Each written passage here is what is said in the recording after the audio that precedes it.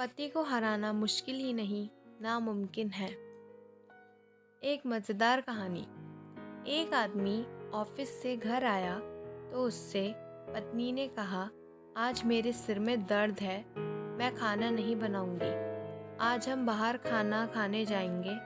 वह आदमी बहुत थका हुआ था, लेकिन अपनी पत्नी को नाराज़ नहीं करना चाहता था, सो वह तैयार हो गया और अपने पति से कहा, ठीक है, चले जाएंगे, तुम तैयार हो जाओ।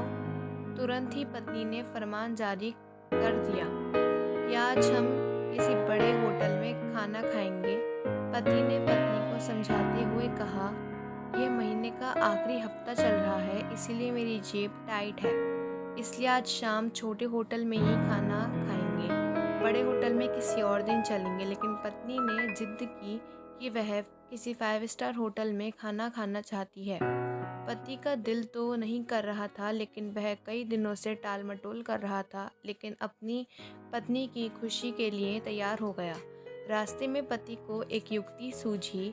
उसने अपनी पत्नी से कहा, तुम्हें पता है कि जब मैं और मेरी बहन गोलगप्पे खाने की प्रतियोगिता करते थे तो हमेशा मैं ही जीतता था। मुझे गोलगप्पे खाने में कोई हरा नहीं सकता। मैं एक बार में 20 से 25 गोलगप्पे आराम से खा सकता हूँ।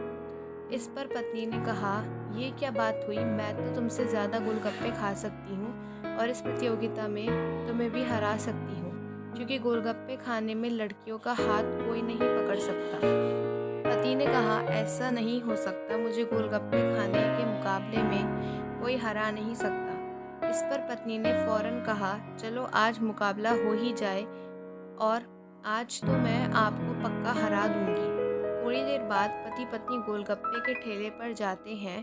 पति ने कहा, मुझसे अब और नहीं खाया जाएगा। पत्नी खुश होते हुए 26वां गोलगप्पा खाती है और कहती है, इस प्रतियोगिता में आपको मैंने हरा ही दिया, मैंने आपसे एक गोलगप्पा ज़्यादा खा लिया। पति मुस्कुराते हुए कहता है, चलो तुम जीत गई, मैं हार मानता हूँ, चलो अब हम खाने के लिए होटल में चलते हैं। पत्नी ने कहा, मेरा पेट पूरी तरह से भर गया है, अब मैं और कुछ नहीं खा सकती, इसलिए अब हम घर जाएंगे, होटल किसी और दिन चलेंगे।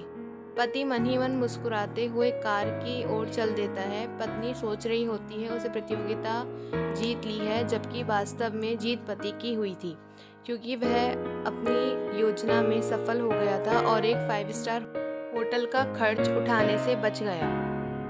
अगर आपको ये कहानी पसंद आई हो तो इस वीडियो को लाइक, शेयर और चैनल को सब्सक्राइब करना ना भूलें।